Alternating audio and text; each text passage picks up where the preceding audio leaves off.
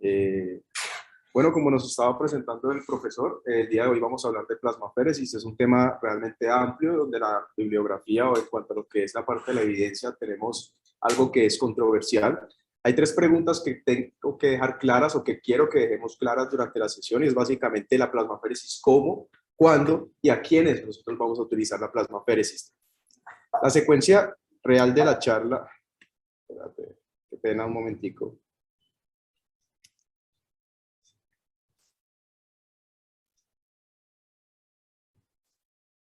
La charla la vamos a llevar con un paso a paso. Vamos a tener 5 pasos donde nosotros vamos a tratar de llegar y dar una claridad a ciertas preguntas. Lo primero que vamos a hablar es la definición de plasmaféresis con sus competencias respectivas. Vamos a hablar del funcionamiento en el segundo paso de la plasmaféresis, cuándo sí vamos a aplicar la plasmaféresis en ciertos estados patológicos, cuándo no la debemos aplicar dependiendo de las categorías patológicas de las que estemos hablando y algunos puntos claves que estos se van a reforzar con ayuda de Andrés Lenis y el profe Caballero en cuanto a lo que son preparaciones para nosotros medicar a nuestros pacientes, o más que medicar realmente es dar las instrucciones de cómo vamos a poner la plasmaféresis en esta población. Lo primero, vamos a hablar algo de lo que es el contexto histórico, las definiciones. Lo segundo, dentro de los objetivos que vamos a tener en cuenta es específicamente cuándo vamos a utilizar centrifugación o la comparación que hay entre las técnicas de plasmaféresis como son la centrifugación y la filtración. Y algo importante es tener claridad cuándo vamos a utilizar nuestras soluciones, partiendo de que hay varias soluciones con las que nosotros podemos generar reposición. Dentro de las principales o las más usadas tenemos albúmina, tenemos plasma y en qué entidades patológicas vamos a utilizar cada una de estas. Paso 3, vamos a hablar en qué patologías tenemos la mejor evidencia y las categorías que nos plantean sobre todo las ASFA, que son las guías que nos hablan de plasmaféresis. Y en paso 4 vamos a mirar en qué patologías la evidencia se queda corta y no deberíamos utilizarla. En los 5 son unos puntos claves que tenemos que llevar a nuestra casa respecto a cuáles son las complicaciones que podemos tener, cómo podemos suministrar o hacer las preparaciones, sobre todo el componente de la albúmina cuando vamos a prescribir una plasmaféresis en nuestro paciente. Entonces, para iniciar, vamos a hablar de lo que es contexto histórico y definiciones. No vamos a profundizar mucho en esta parte. La plasmaféresis viene de la palabra aféresis, que es específicamente del griego. ¿Y qué significa? Es básicamente separación o quitar.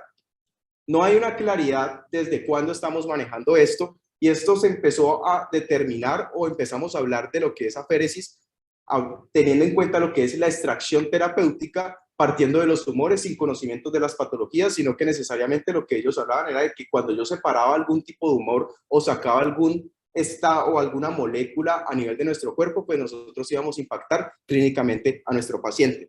Entonces, si nosotros hablamos de definiciones, es importante tener en cuenta qué es la aféresis, porque la plasmaféresis, recambio plasmáticos y la aféresis tienen diferencias cada una de ellas. Lo primero, la aféresis es una modalidad terapéutica donde nosotros lo que tenemos como objetivo principal es que la sangre de nuestro paciente pasa a un dispositivo o un componente extracorpóreo con el fin de eliminar patógenos o macromoléculas que nos están desencadenando algún estado patológico. ¿Qué es importante? Cuando nosotros hablamos de plasmaféresis y no solamente de aféresis, que es esa separación y que tiene más de 10 tipos, donde lo vamos a ver más adelante, cuando estamos hablando de plasmaféresis, es ese procedimiento en el cual nosotros estamos eliminando cierto porcentaje de plasma en el paciente de este volumen total y nosotros no estamos utilizando realmente líquidos de sustitución, como si lo hacemos y como lo dejábamos en claridad al inicio, que es básicamente semántica, con los recambios plasmáticos. Cuando nosotros hablamos de recambios plasmáticos, estamos generando de que este plasma eliminado de nuestro paciente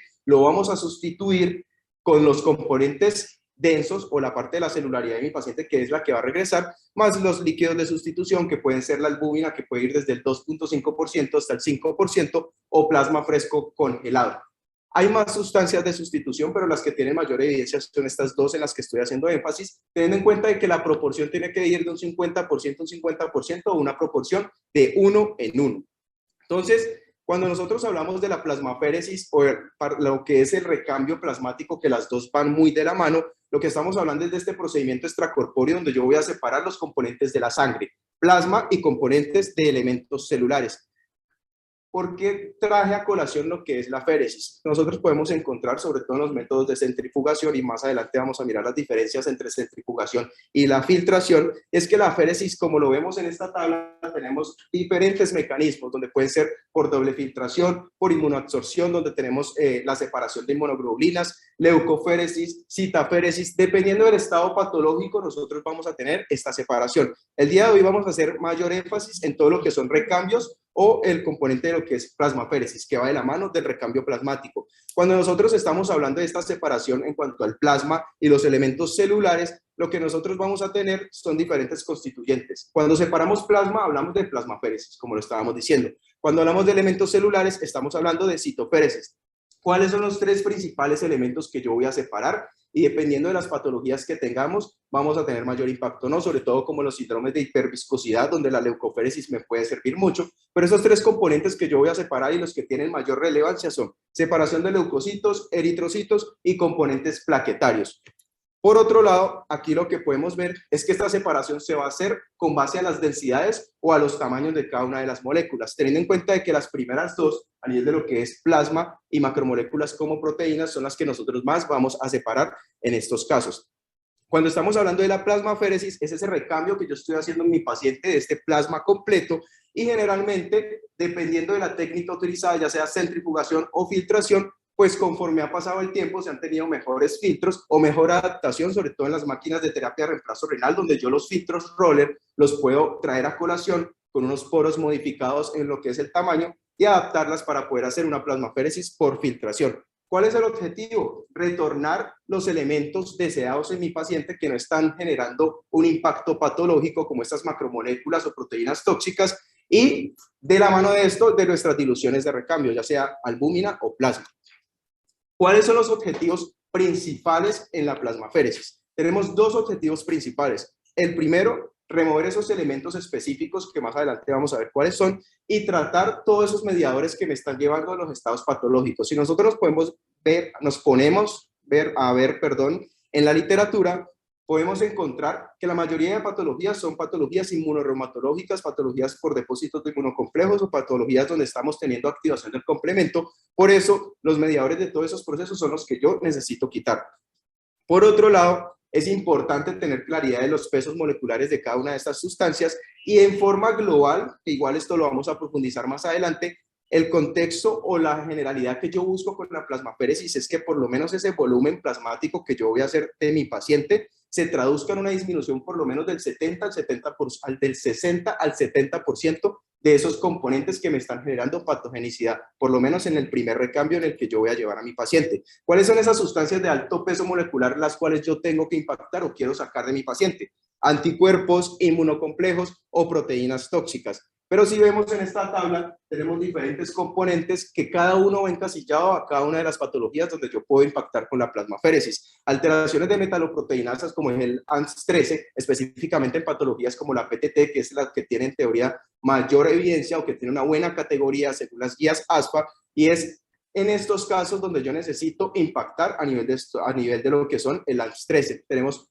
autoanticuerpos, componentes del complemento, crioglobulinas, inmunocomplejos, lipoproteínas, porque si bien estamos hablando de componentes que me lleven a generar patologías como lo son las proteínas o los inmunocomplejos, también tengo sustancias que de forma indirecta me están llevando a estados patológicos en mi paciente, como las hipercolesterolemias familiares, donde yo necesito hacer unos recambios de LDL de forma frecuente. Y proteínas como son estados patológicos como neoplasias como el mieloma, o toxinas que van unidas a proteínas, y gracias a estas uniones también las podríamos eliminar por plasmaféresis. Pero es importante tener en cuenta que entre los objetivos principales yo no solamente quiero eliminar las macromoléculas, sino que el plasmaféresis también me puede ayudar en la inmunomodulación de mi sistema inmune. Si bien yo puedo tener terapias coadyuvantes para controlar lo que es la producción a nivel de ciertas patologías, como medicamentos que me ayuden a controlar la respuesta inmune, la plasmaféresis per se también me puede impactar a nivel de lo que es el sistema mononuclear fagocítico. ¿Y cómo lo hacemos? Mejorando lo que es la alteración a nivel esplénico en mi paciente. Aparte de esto, disminución de los linfocitos B y aumento de linfocitos T. Cuando yo estoy disminuyendo linfocitos B, estoy impactando en esa respuesta humoral y en esa producción de anticuerpos o en esas cooperaciones BT. Y por otro lado, también muy importante es en la desviación de esos perfiles, sobre todo en esos perfiles TH2, donde yo tengo una respuesta inmune más que todo reguladora, y en estas patologías necesito un perfil más celular, que es el perfil TH1. Entonces, estos objetivos también nos puede ayudar la plasmaféresis en mis pacientes. Hasta aquí todo lo que es la definición y qué es lo que yo buscaría con la plasmaféresis, pero hay que tener en cuenta cuáles son los procesos de plasmaféresis o los mecanismos con los cuales yo puedo realizar plasmaféresis. Tenemos dos mecanismos grandes. Primero, centrifugación y filtración. ¿Cuáles son las diferencias en cada una y cuáles son las ventajas que yo puedo tener? Sin decir que son los dos únicos mecanismos, porque hay algunos otros mecanismos, dependiendo de temperatura, dependiendo de membranas, que también están siendo estudiados o que pueden ser desglosados de los mecanismos grandes, como lo es la doble filtración o la filtración en cascada. El objetivo técnico es intercambiar. Si nosotros nos podemos ver las listas de patología, lo inicial es por lo menos tener un recambio de 1 a 1,5 volúmenes plasmáticos, que es lo que ha mostrado la evidencia que me puede remover esas macromoléculas de un 60 hasta un 75%, pero eso también depende de la producción, ya sea inmunocomplexo, de las vidas medias que tengamos a nivel de IgG y IgM, que también nos va a ayudar, o es de donde yo parto para decir cuántos recambios debo hacer a ciertas patologías. Entonces, si nosotros tenemos o nos ponemos a hacer una comparación respecto a cada una de las terapias, tenemos centrifugación y filtración transmembrana. Cuando estamos hablando de centrifugación, es específicamente utilizar esa fuerza centrífuga donde yo voy a separar mis dos componentes, plasma y componente celular de mi paciente. ¿Qué ventajas tendría yo? Y partiendo de que la centrifugación es como la más recomendada a nivel de las guías ASFA, ¿qué ventajas tengo yo con la centrifugación? En casos de emergencia, en casos donde yo no tenga una posibilidad rápida de un acceso vascular, la centrifugación puede utilizar accesos vasculares no solamente centrales o catéteres de alto flujo, sino que también se pueden utilizar de forma periférica. Esto sobre todo en esos pacientes donde yo necesito hacer un manejo de forma rápida. No es lo más usual en la práctica clínica yo quedarme solamente con un acceso periférico, pero es una ventaja que se puede presentar con la centrifugación. Por otro lado, tenemos la filtración transmembrana. Realmente la filtración transmembrana, ¿qué ventajas tiene? Es que yo puedo utilizar las máquinas de hemodiálisis, modificar las bombas o los filtros y adaptarlos para poder hacer ese recambio plasmático. Las membranas que yo voy a utilizar, vamos a tener unos poros que nos permiten esa filtración y son poros que tienen unas medidas diferentes a las de terapia de reemplazo renal y son poros que van de 0,3 hasta 0,6 micrones. Algo importante en cuanto a las desventajas. Primero, la centrifugación. Más adelante vamos a mirar qué tipo de anticoagulación, vamos a utilizar en la centrifugación o en la filtración, pero es importante tener en cuenta que entre las desventajas en la centrifugación es la hipocalcemia. Esta hipocalcemia da por dos mecanismos. La hipocalcemia la puedo tener tanto en la centrifugación como en la filtración, sobre todo cuando yo estoy eliminando albúmina, teniendo en cuenta que el 50% del calcio yo lo voy a tener unido a la albúmina y este lo puedo desechar, pero se me va a hacer mayor énfasis en la centrifugación porque el método de anticoagulación que yo voy a utilizar es citrato. ¿Qué hace el citrato en el calcio? Es un quelante y por eso vamos a presentar hipocalcemia.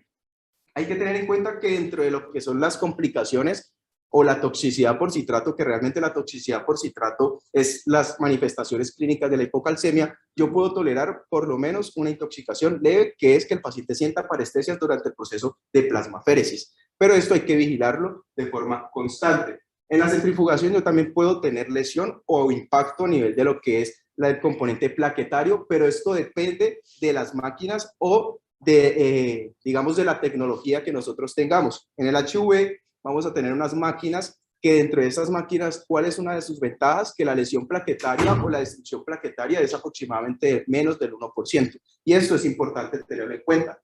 Y también dentro de las desventajas que podemos tener, pero obviamente esto va de la mano de la máquina que estemos utilizando, es la duración del recambio plasmático.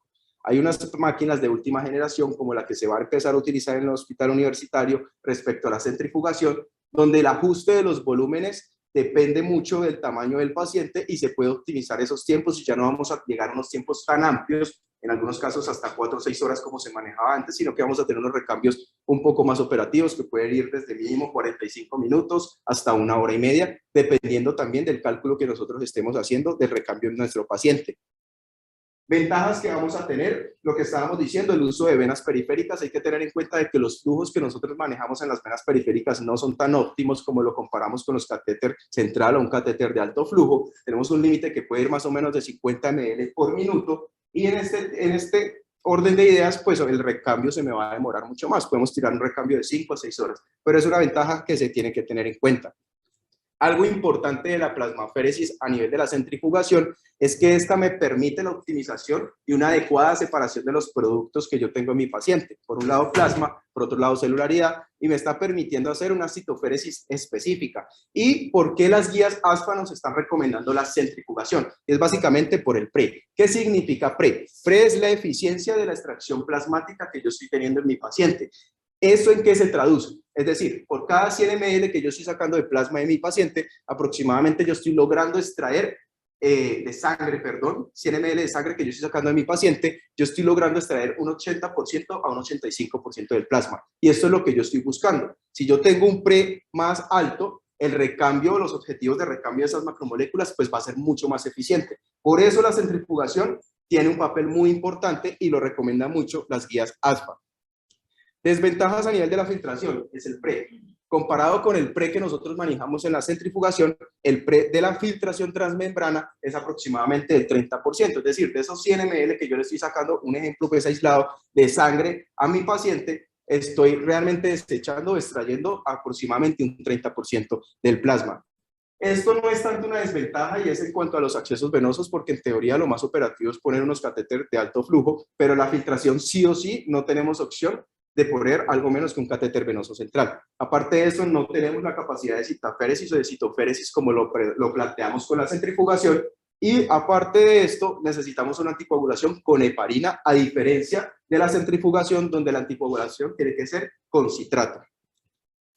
Entonces, ¿qué ventajas podemos tener con la filtración? Primero, pues obviamente por los accesos venosos que nosotros estamos utilizando, vamos a tener unos flujos que van a ser mayores, y aparte de eso, la versatilidad que podemos utilizar máquinas de terapia de reemplazo renal en nuestros pacientes, ajustando esas bombas tipo roller y llevando a nuestro paciente a la plasmaféresis, que es lo que nosotros tenemos. En resumen, en cuanto a lo que son los flujos, centrifugación vamos a manejar unos flujos más o menos de 50 ml, obviamente esto depende de la máquina y el acceso venoso. Tiempos en las máquinas previas eran unos tiempos considerables que pueden ir de 4 hasta 6 horas, y a nivel de la filtración transmembrana vamos a tener unos flujos mucho más óptimos que van de 100 a 150, aunque las máquinas que tenemos o que van a llegar a nivel del hospital universitario podemos manejar flujos, a pesar de ser con centrifugación, de 100 más o menos 20, y eso hay que tenerlo en cuenta. Cuando tenemos estos flujos, pues nos vamos a mover en un tiempo que es considerable, o es un tiempo aceptable, que va desde 1 a 2 horas, de 1 hora a 1 hora y media, para yo hacer un recambio por lo menos de 2 litros.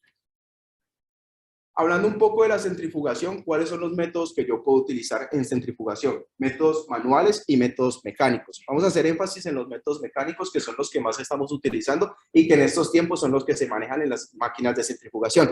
Estos métodos mecánicos pueden ser intermitentes y continuos. Intermitentes no es muy utilizado, no es muy recomendado también en un paciente que está hemodinámicamente estable, y lo ideal es manejar los métodos continuos. Si nosotros vemos, esta es una máquina que se utilizaba más en los tiempos, no se utiliza tanto ahorita, sobre todo por el volumen en este contenido. Lo que tenemos en esta máquina es que tenemos el componente de centrifugación. En la parte lateral o en los extremos es donde van a quedar todos esos productos densos, o específicamente la citaféresis, y en la parte media es donde vamos a tener el componente plasmático, que es el que vamos a desechar nosotros en nuestro paciente. Retiramos plasma, dejamos nuestros productos celulares, ponemos nuestra solución como diluyente, y en algunos casos si tenemos la posibilidad de calentamiento, porque dentro de los riesgos o los efectos que tenemos con la plasmaféresis es la hipotermia, y esta es de las máquinas que más se utilizan, sobre todo en los bancos de sangre. Ahorita las máquinas que estamos teniendo, en la parte izquierda, pues mi izquierda, vamos a tener un recipiente que en la parte extrema va a tener una especie de cinta. En esta cinta es donde yo voy a dejar todos mis componentes, tanto el componente plasmático como el componente de sangre, y si nosotros vemos, tenemos una entrada de sangre, que es la que va a dar nuestro paciente, el recambio que estamos formulando en nuestro paciente, y en la parte de salida se me va a dividir en dos, donde yo tengo el componente de plasma y posteriormente la centrifugación, el componente de la citaféresis. Es como para profundizar. Aquí, igualmente, más adelante, los profes nos van a dar más de lo que es la... ¿Me están escuchando ahí? ¿Sí?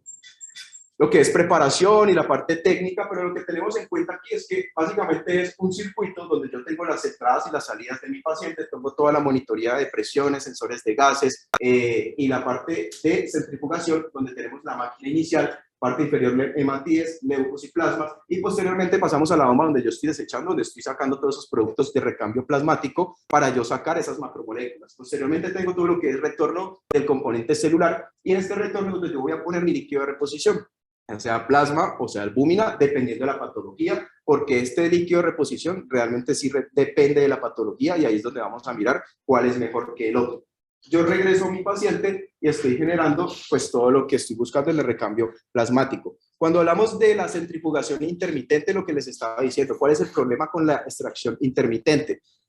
El volumen que yo estoy cogiendo a mi paciente es bastante alto, se tiene que hacer una extracción secuencial de sangre, y de la mano de esto yo tengo que hacer varios ciclos para lograr los objetivos que estoy buscando en mi paciente. Tengo que hacer dentro de estos por lo menos unas 5 o 6 veces para llegar a ese recambio que estoy buscando mínimo, que es de a 1 a 1,5 más o menos de volúmenes plasmáticos. Lo ideal es el continuo, porque voy a tener un mejor control de lo que estamos manejando en el paciente, sobre todo en los pacientes que están hemodinámicamente inestables, y aparte de esto es más rápido. Entonces, realmente lo que nosotros vamos a manejar como pilar, centrifugación con métodos continuos en ellos. Cuando hablamos de la filtración transmembrana, como les estaba diciendo, algo importante es que la filtración transmembrana nos permite esa adaptación de los filtros Rowlett de las terapias de reemplazo renal, es decir, que alguna ventaja que podemos tener es que también si tenemos un paciente frente a una enfermedad renal crónica, pues yo puedo estar manejando a mi paciente con falla renal y también con ese recambio que puede requerir mi paciente. ¿Cuál es la fisiología o cómo es a manejarse esto básicamente? Tenemos nuestra entrada de sangre, tenemos nuestras membranas y nuestros filtros, y tenemos todo lo que vamos a sacar de nuestro plasma, ya sea componente de fibrinógeno, inmunoglobulinas, albúminas, y dependiendo de si hacemos una filtración única o una filtración en cascada, yo puedo o no recuperar la albúmina, porque hay que tener en cuenta de que la albúmina también se me puede depletar en estos recambios, y sobre todo cuando yo hago una doble cascada de filtración, donde yo saco un primer componente de plasma y posteriormente cambio las membranas y hago una mejor filtración y logro retener algo de albúmina, esto le impacta de forma positiva a mi paciente, sobre todo en la inestabilidad y en la necesidad de tener unas buenas presiones coloidosmóticas cuando no estoy desechando toda la albúmina en ellos. Esto es muy similar, digamos, todo el circuito al funcionamiento que se da con la centrifugación, pero la diferencia que yo tengo aquí es respecto a la membrana plasmática, a esos filtros donde yo estoy haciendo la separación en mi paciente. Lo primero es esta membrana sintética, yo voy a tener varias fibras en paralelo por donde va a pasar la sangre, esta sangre va a ser bombeada y vamos a separar todo lo que nosotros necesitamos, por un lado plasma, por otro lado celularidad. Y básicamente esto va de la mano de las densidades de las macromoléculas, dependiendo de los filtros que nosotros estemos teniendo en nuestro paciente. Sacamos nuestro drenaje de plasma, nuestras células regresan, y esas son las condiciones que yo debo tener en esos pacientes que estoy llevando a filtración. Primero, puedo tener un circuito de diálisis convencional donde yo puedo llevar a mi paciente a la terapia de recambio plasmático. Segundo, los flujos, que es lo que veíamos. Generalmente ellos manejan unos flujos que son bastante adecuados, unos flujos que son más o menos de 100, más o menos 20 ml por minuto, pero yo tengo que garantizar unas presiones transmembranas óptimas, por lo menos unas presiones que sean menores a 70 milímetros de mercurio para tener esos recambios adecuados en ellos. Y este es el comparativo de cada una de las técnicas: filtración, centrifugación. Los circuitos son muy similares. En lo que se nos va a diferenciar es en la centrifugación, pues en la máquina donde yo tengo la separación de plasma y la citoféresis, y la filtración con las bombas Rowlett o los filtros que yo voy a tener, o la adaptación de filtros que le puedo hacer en la terapia de reemplazo renal. Otras desventajas que yo puedo presentar en mis pacientes que los estoy llevando a la filtración es básicamente, más que todo en la filtración con la transmembrana, es que yo puedo tener una activación del complemento, puedo tener una alteración a nivel de lo que son los leucocitos. Entonces, esto también me puede impactar. Y por otro lado, dentro de las ventajas, los que les decía, si tenemos un paciente con enfermedad renal crónica y necesitamos hacer un recambio, pues esto también va a ser positivo porque se puede generar o puede ser versátil la máquina. ¿Qué otras técnicas podemos tener? Ya tenemos claridad respecto a cómo hacemos filtración, cómo vamos a hacer centrifugación, cuáles son los anticoagulantes que vamos a manejar en cada una. En la filtración vamos a tener que utilizar heparinas, en la centrifugación citrato con sus complicaciones o con sus efectos que nosotros debemos vigilar, y otras terapias que tenemos en la doble filtración, que es la que he venido hablando básicamente. Es una filtración en cascada donde yo voy a tener dos filtros o dos diferentes diámetros por membrana, y lo que nosotros vamos a hacer es un refluido del plasma en un segundo tiempo para salvar algunas proteínas que tienen un alto peso molecular y que necesitamos, como lo estábamos diciendo, la albúmina específicamente. Pero también tenemos la citaféresis, que es básicamente cuando yo necesito separar cierto tipo de componentes celulares, ya sea leucos, plaquetas o en esos estados patológicos como es la hiperleucocitosis o trombocitosis en los pacientes. Algo puntual en la citaféresis es en el componente hematológico, en esos pacientes que están con anemia de células falciformes, donde yo tengo una crisis y la mayor evidencia en esos pacientes que están presentando trombosis o que están presentando ACV en una enfermedad de células falciformes, y necesito llevar un porcentaje de hemoglobina S a lo más bajo posible, idealmente por debajo del 50%, dando un aporte de glóbulos rojos halogénicos, pero la meta o lo que yo más buscaría es por lo menos un 30% de disminución de esa hemoglobina S. Y la termofiltración es la diferencia de temperaturas, por lo menos cuando hacemos por encima de las temperaturas corporales normales, nos sirven esos pacientes que están con dislipidemia grave, y en los pacientes donde necesitamos hacer una criofiltración o alteración o desechar básicamente lo que es componente de inmunoglobulinas o inmunocomplejos, serían a temperaturas bajas. Estos son como los anexos en los que yo puedo manejar puntos claves respecto a la anticoagulación. En la filtración, heparina no fraccionada, las dosis que yo voy a manejar son dosis mucho más altas que las de terapia de reemplazo renal, más o menos unas dosis que van de 40 unidades por kilo hasta 50, con una infusión de 20 unidades. Y en la centrifugación yo voy a utilizar lo que es citrato de la mano de Destroza, con sus componentes o sus complicaciones que tengo que tener en cuenta. Hipocalcemia, como ya lo habíamos hablado, y algo importante es la alcalosis metabólica en esos pacientes que tenemos con enfermedad renal crónica, y es por el metabolismo del citrato donde me puede generar bicarbonato, y eso también hay que vigilarlo, al igual de la hipomagnesemia. Los pacientes que tenemos anticoagulados no quiere decir que nosotros no vayamos a poner anticoagulante en cada una de estas modalidades. Lo que nosotros tenemos que tener en cuenta es que la dosis adicional que le vamos a poner a los circuitos tiene que tener una reducción de aproximadamente el 5%,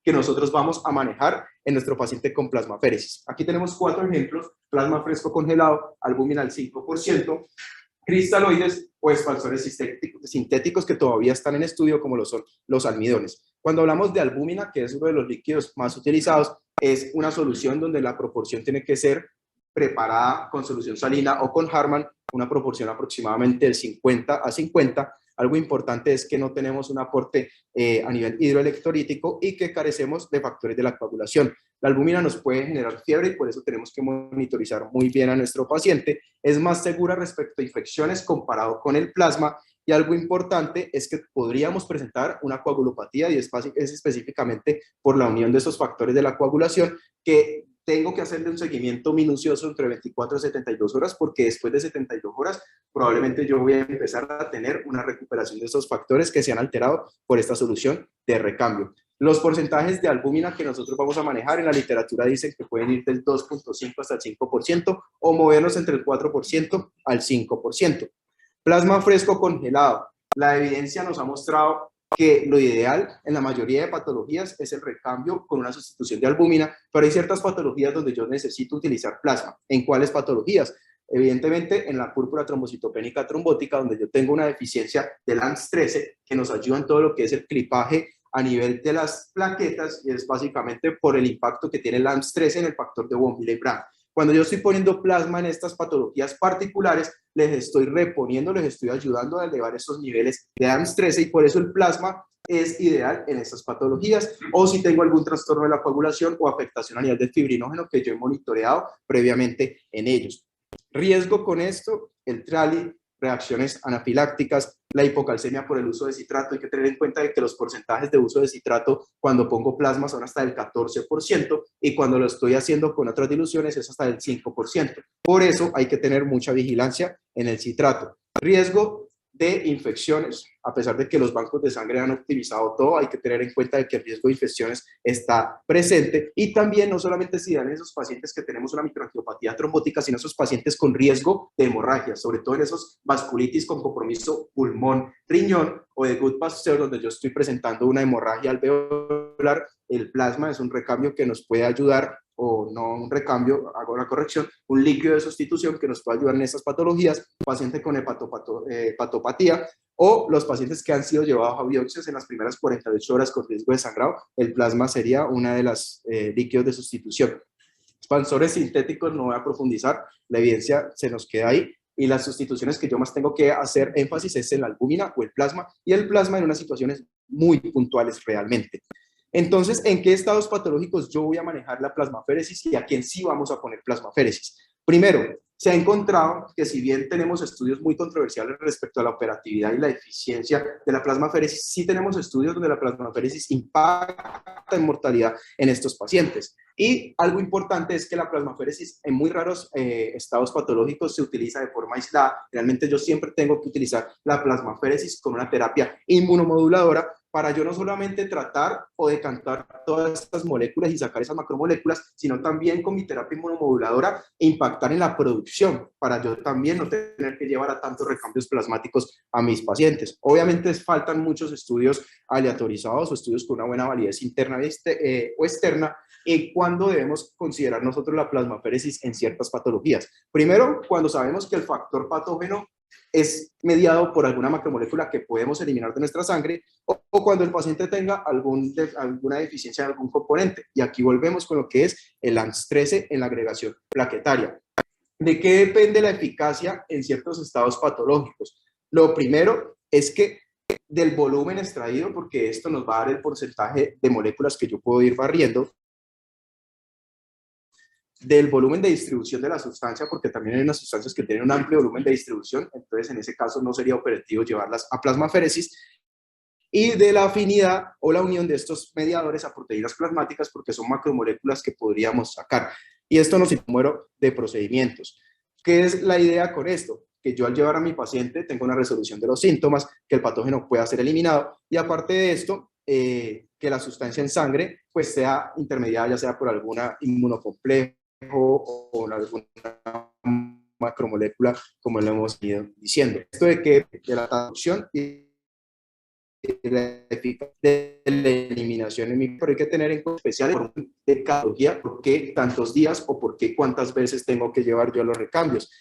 Y es específicamente según la vida media de cada una de las inmunoglobulinas. Las principales inmunoglobulinas donde yo estoy generando un arrastre en estos pacientes es básicamente inmunoglobulina M, con una vida media que es corta, teniendo en cuenta nuestra lista inicial, y globulina G, que tenemos una vida media un poco más amplia, de hasta 21 días. La distribución de cada una de ellas va a diferir. La distribución de inmunoglobulinas a nivel intravascular, que son las que vamos a barrer con la plasmaféresis, va aproximadamente un 45 a un 75%, pero de estas, el mayor peso corporal o el mayor peso de estas inmunoglobulinas es la inmunoglobulina M, hasta un 75%.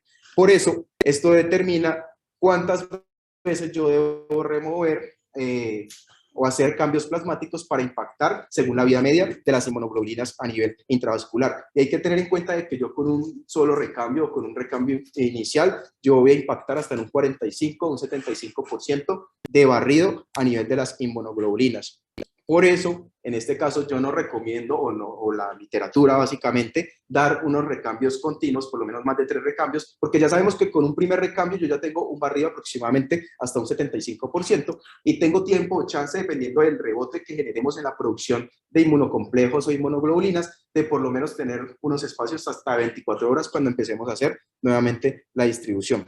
Esto no voy a profundizar y es específicamente cómo se da la reacomodación de estas inmunoglobulinas, ya sea por drenaje linfático o por difusión simple de capilares, y es lo que pasa después de que yo termino la plasmaféresis y cuando redistribuyo nuevamente estos componentes de macromoléculas. Y algo importante para que se me dé este barrido es que yo tengo que tener unas tasas de equilibrio desde el 1% al 2% respecto a mis espacios intravasculares o extravasculares, para que yo tenga que por lo menos con 5 plasmaféresis distribuidas en 7-10 días, que son la mayoría de las patologías, la carga de inmunocomplejos o de macromoléculas se me barran por lo menos el 90%, que es lo que yo quiero hacer en mis enfermedades. ¿Listo? Entonces, ¿en qué enfermedades vamos a impactar? Podemos tener enfermedades renales o enfermedades no renales. Las enfermedades renales, todo lo que son enfermedades por anticuerpos antimembrana, glomerulonefritis rápidamente progresivas, microangiopatías trombóticas, o en la sensibilización de los trasplantes renales. Enfermedades no renales donde tenemos casi la mejor evidencia son los pacientes que estamos con alguna alteración a nivel de lo que son síndrome Guillain-Barré, polineuropatías desmineralizantes que van obviamente de la mano del síndrome de Guillain-Barré y la hipercolesterolemia familiar. ¿En qué patologías vamos a utilizarlas? Y aquí es donde empezamos a entrar la pertinencia de cada una de las categorías que nos recomiendan las guías ASFA. Tenemos dos recomendaciones a nivel de las guías ASFA y la Asociación Americana de los Bancos de Sangre. Cada una trata de hacer catalogar en 4 categorías, dependiendo del nivel de evidencia que tengamos, partiendo de que la mejor evidencia o la que me recoge la mejor evidencia son la categoría 1 y la categoría 4, que son esas patologías donde no vamos a realizar plasmaféresis básicamente. Principales indicaciones por categorías, sacamos este grupo: síndrome de Guillain-Barré, miastenia gravis, síndrome de Goodpasture y la púrpura trombocitopénica trombótica. Son las que manejan las categorías más altas, pero las ASFA obviamente tenemos aproximadamente más de 80 patologías donde todavía es controversial, pero se podría considerar el uso de la plasmaféresis. Estas son las 4 categorías que yo les refería, donde vamos a encasillar cada una de las patologías, y aquí es donde nosotros nos tenemos que agarrar para saber si realmente va a servir o no va a servir la plasmaféresis. ¿Qué es lo que hacen estas categorías?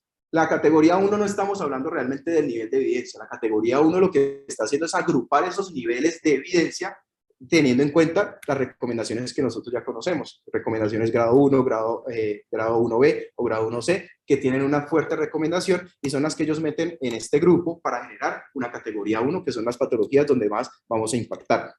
Categoría 1 es donde vamos a utilizarla y es donde la plasmaféresis terapéutica realmente es aceptable como una primera ayuda o como un ayudante a las otras terapias, y esta es una eficacia que está basada en estudios y hay que hacerlas. Categoría 1 todavía está aceptada como una terapia de soporte. Categoría 3 realmente no está claramente indicada y hay que evaluar el riesgo-beneficio, y en las categorías 4 es donde vamos a responder nuestra pregunta de cuándo no vamos a utilizar plasmaféresis en estos. Yo lo puedo catalogar mis patologías dependiendo el grupo o el sistema o según la categoría. Cuando hablamos en la parte de los sistemas, donde donde vamos a utilizar realmente, o los libros nos dicen, es la parte neurológica: síndrome de Guillain-Barré, miastenia gravis, encefalitis crónica focal, polineuropatía crónica desmielizante y la encefalomielitis aguda diseminada. A nivel hematológico, todo lo que es la anemia plástica, anemia de células falciformes, síndrome hemolítico urémico, mieloma múltiple, síndrome de hiperviscosidad y la PTT. PTT es la que tiene la mayor indicación cuando vamos a realizar plasmaféresis, y la PTT está dentro del grupo de las microangiopatías trombóticas,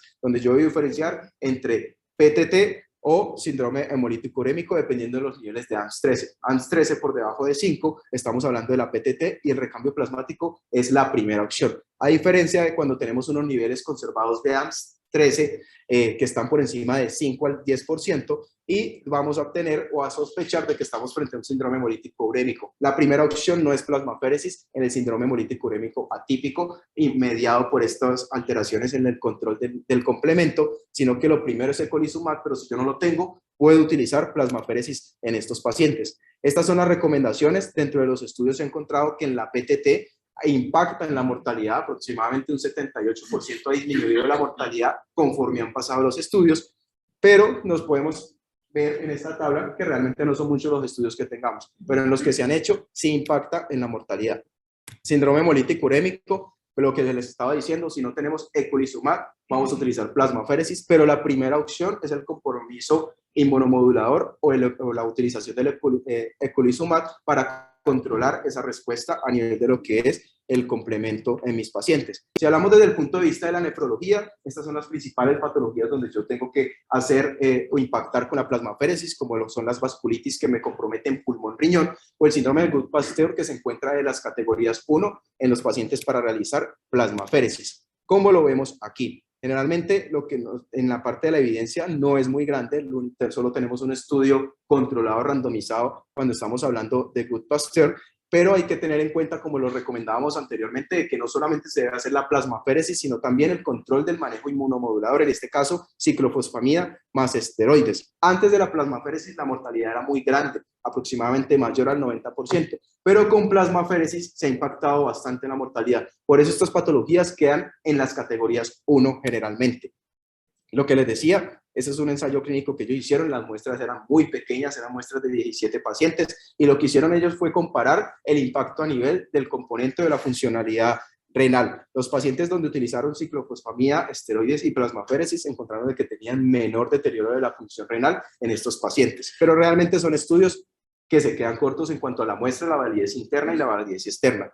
Reumatológico, pongo esta patología, pero si nos ponemos a ver, el mayor espectro de patologías vienen con un impacto inmunorreumatológico, pero el SAF catastrófico también puede ser susceptible de manejo con plasmaféresis. Y por otro lado, enfermedades metabólicas como la hipertrigliceridemia, que es refractaria al manejo, que me está llevando a mi paciente a presentar pancreatitis y que no nos está respondiendo. En estos pacientes yo podría hacer una filtración a un componente de una lipoaféresis, donde estoy barriendo todo lo que es triglicéridos, o en la hipercolesterolemia, como lo es el LDL. Categorías 1, las que tenemos aquí enunciadas, aquí sí o sí vamos a utilizar plasmaféresis. Categorías 2, todavía podemos utilizarla en estas categorías, glomerulonefritis rápidamente progresivas y todo el resto de patologías que vemos en cada uno de los recuadros. Categoría 3, aquí todavía es cuestionable si la vamos a utilizar, sobre todo en el LES. Hay estudios que no nos dejan o no nos dilucidan realmente si lo podemos utilizar y es controversial el uso en estas patologías.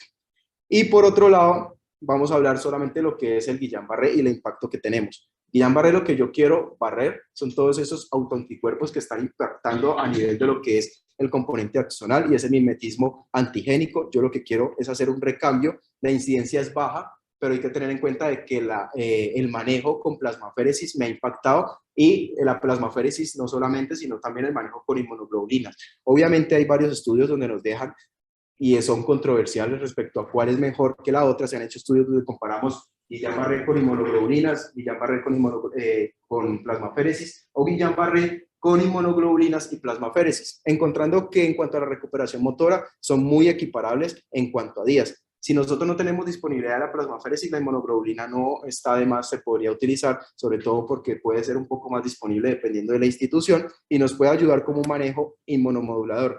En esta revisión sistemática a nivel de Cochrane del 2017 se plantearon pocos estudios, pero se encontró una evidencia que fue muy prometedora respecto a la plasmaféresis. ¿Qué se encontró? En este forest plot podemos encontrar una recuperación de la marcha con plasmaféresis bastante considerable. Por otro lado, la dependencia al ventilador también nos impactó de forma bastante considerable la plasmaféresis, y en las dependencias o en las recuperaciones a nivel anual también tuvo un impacto. Entonces, en Guillain-Barré la plasmaféresis tiene bastante cabida. Estas son como las preparaciones que nos recomiendan de los recambios que nosotros vamos a utilizar en el Guillain-Barré. Generalmente esto viene todo establecido en las guías ASFA, cada una de los recambios que nosotros necesitemos, y ahí nosotros los podemos encontrar. Y por otro lado, tenemos algunos estudios donde se han realizado comparaciones respecto a diferentes terapias a nivel del Guillain-Barré, con unas muestras bastante considerables de 2.474 pacientes, y dentro de los resultados primarios que buscaron en esta revisión sistemática era la recuperación y los grados de discapacidad. ¿Qué encontramos? Aquí tenemos varios estudios donde se hizo comparaciones entre el plasma y las terapias de soporte, teniendo en cuenta de que generalmente la plasmaféresis fue superior a muchas terapias y quedamos con una muy buena evidencia. Para terminar, en cuanto a las patologías, ¿cuáles son las nuevas patologías que se están considerando utilizar o que se pueden manejar con la plasmaféresis? Son básicamente estas patologías. Obviamente, si en las patologías previas con categoría 1 todavía la evidencia es un poco cuestionable o controversial, pues en estas patologías también esto están estimulando, es básicamente empezar a plantear estudios de su impacto. No usar plasmaféresis, ¿en qué patologías? Estas patologías que son categoría 4 y la evidencia realmente no nos va a mostrar impacto. Nefritis lúpica, rechazos de trasplantes renales, esclerosis lateral amiotrófica, en estas no las vamos a utilizar. No vamos a profundizar en estos cálculos, que es lo que vamos a hacer con el profe y con Andrés, pero estos son como unos ejemplos de cómo nosotros podríamos hacer básicamente todo lo que son cálculos. Para terminar, complicaciones, algo importante, tenemos 3 grupos de complicaciones a nivel de los accesos vasculares, líquidos de sustitución, y dependiendo de las modalidades, solo quiero hacer énfasis en lo que es la parte coagulopática, donde nosotros podemos tener pérdida de los factores, vamos a tener alteración a nivel de fibrinógeno, de antitrombina, porque se nos puede disminuir hasta en un 80%, y por eso hay que vigilarlo previo, durante y después.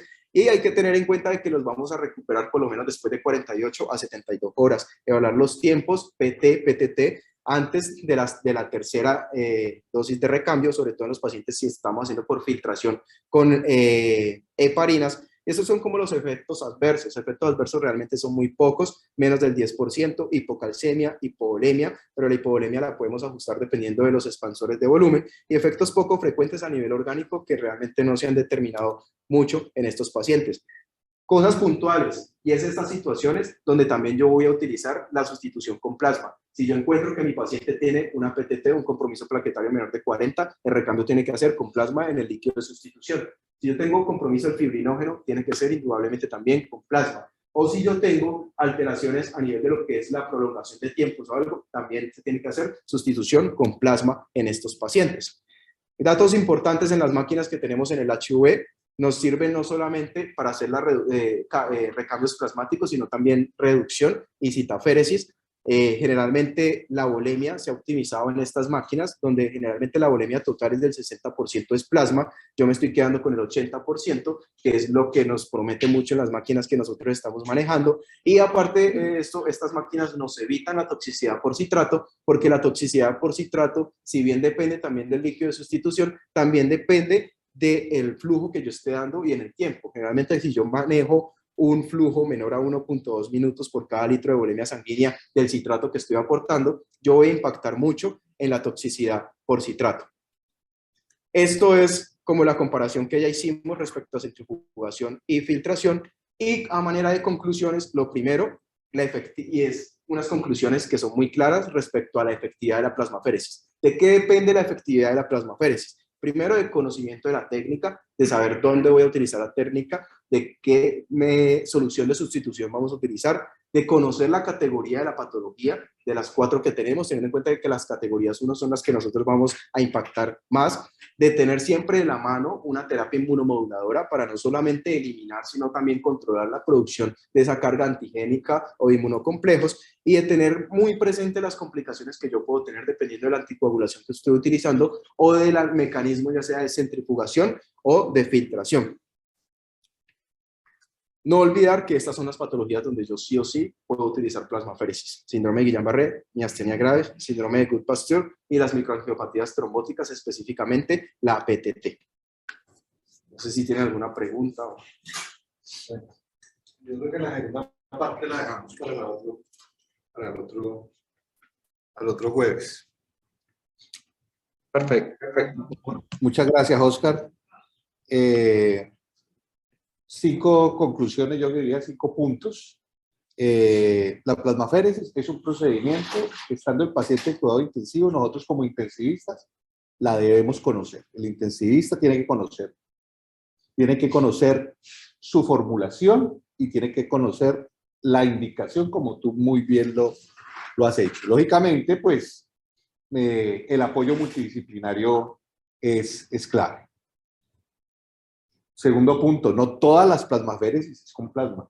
Usted mismo lo acaba de decir. De hecho, quedó muy claro que la indicación 1A para hacerla con plasma es en caso de que el paciente esté fibrinogenémico, menores de 150, y eso que si está menor de 100, de pronto te faltó ese día la plasmaféresis, no se hace preferiblemente porque el riesgo de sangrado es muy alto. ¿Listo?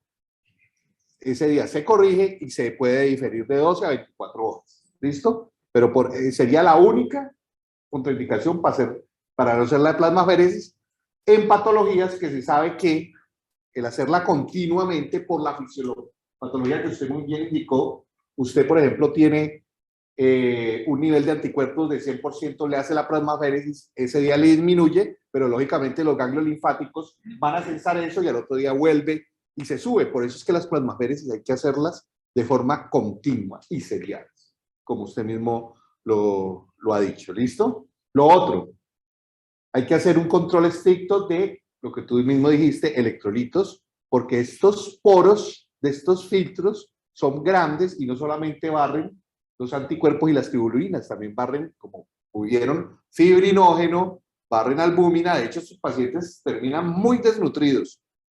Con el grupo de terapia nutricional hay que hacer el soporte de estos pacientes. Después de 5 días de plasmaféresis, estos pacientes quedan bastante desnutridos y con bastantes alteraciones electrolíticas, así que hay que ponerle mucho cuidado. El tema del fósforo también es clave. De pronto, dentro de las indicaciones que faltó, macromoléculas como el acetaminofén en nuestras indicaciones, una opción puede ser la plasmaféresis. Una opción puede ser la plasmaféresis, de pronto eso fue lo único que faltó. ¿Qué más sería la parte de formulación? Yo creo, Edgar, que es bien importante hacerla con un poco más calma y en aras del tiempo la segunda parte queda para el próximo jueves o miércoles. Ahí cuadramos con Olga y yo te aviso, Edgar. ¿Te parece? No sé si quieras hacer un comentario ahorita antes de terminar la sesión, antes de Paula, pues que es la tutora, va a hablar. Bueno, no los demoro tampoco mucho. El objetivo es que optimicemos también los tiempos frente al proceso de la revisión de la temática a tratar la semana que viene. Vamos a disponer siquiera unos 30, 40 minutos, revisar todo el tema de las consideraciones técnicas, la forma en que debemos de realizar la prescripción, aspectos importantes a tener en cuenta al inicio de la terapia, durante y después del tratamiento, cómo hacer el proceso del alistamiento de la solución de intercambio plasmático para minimizar pues, los diferentes riesgos o complicaciones derivadas del tratamiento. ¿Sí? Incluso pensaría más adelante que podremos en grupos pequeños organizar algunos talleres prácticos de alistamiento y de montaje de tecnología para poder complementar un poquito más la actividad. Pues perfecto, si puedes traer el otro jueves, hacemos un taller práctico, pues eso lo cuadraríamos, tú me dirías. Y Claro que eran sí, con personas. todos. Entonces mejor, con mayor razón, hagámoslo el otro jueves y cuadramos bien esa parte acá, ¿te parece? Sí, no habría ningún inconveniente. Ya para terminar, y lo otro, la colocación del catéter Majorcar, aquí hay bastantes equipos de ecografía y yo creo que cualquiera de nosotros es una técnica de seguridad. Ya el miedo de poner el catéter no es una limitación para demorar la colocación de la terapia en los pacientes. Doctora Paula.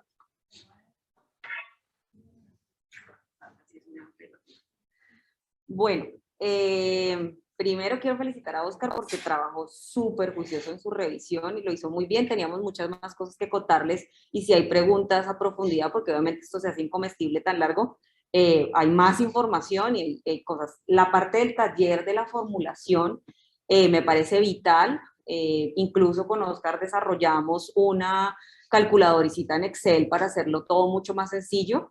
Esto viene paralelo a una guía institucional que se ha concertado con el Banco de Sangre que lastimosamente no nos quiso, o no nos, perdón, no nos pudo acompañar hoy y no nos quiso. Pues digamos que va a quedar un campo para que, como somos un hospital universitario, nefrología siga cobijando algunas patologías, hematología siga cobijando algunas patologías, pero cuidado intensivo va a pasar a liderar pues casi que el 80% de la patología de plasmaféresis. Exacto, entonces eso se va a adaptar, va a haber guía institucional y guía de procedimiento para poder hacer pues todo esto, digamos que concertado. La tecnología que nosotros vamos a tener acá para hacer centrifugación, que ya la máquina está funcionando desde la próxima semana, reduce muchísimo la posibilidad de hipocalcemia porque el cálculo del citrato está muy pegadito y la posibilidad es muy bajita. Recordar y resaltar algo que dijo Oscar y es que la hipofibrinogenemia después del procedimiento no está tanto relacionado con las tecnologías, sino con el volumen de recambio plasmático que hacemos y es algo fácil, lo único que tenemos que hacer es un adecuado control de los tiempos de coagulación y del calcio para tener a nuestros pacientes listos para el procedimiento, corregirlo, estar encima y así no vamos a tener que hacer cancelaciones, que es algo muy frecuente. Y los accesos periféricos es algo que va a venir sobre todo para esos procedimientos que van a ser más cortos, por ejemplo, los pacientes con anemia de células falciformes y con la máquina no tener que poner un central y poder hacer esas disminuciones del hematocrito con esta máquina sin necesidad de poner accesos venosos centrales. Entonces eso es algo que va a ser algo muy interesante, pero siempre el procedimiento en la UCI o UCIN, dependiendo de. Veo gente entre los participantes, no sé si alguien quiere hacer una pregunta, tengo aquí un invitado especial muy experto que no quiero llamar la atención de su presencia, pero no sé si tienen alguna pregunta.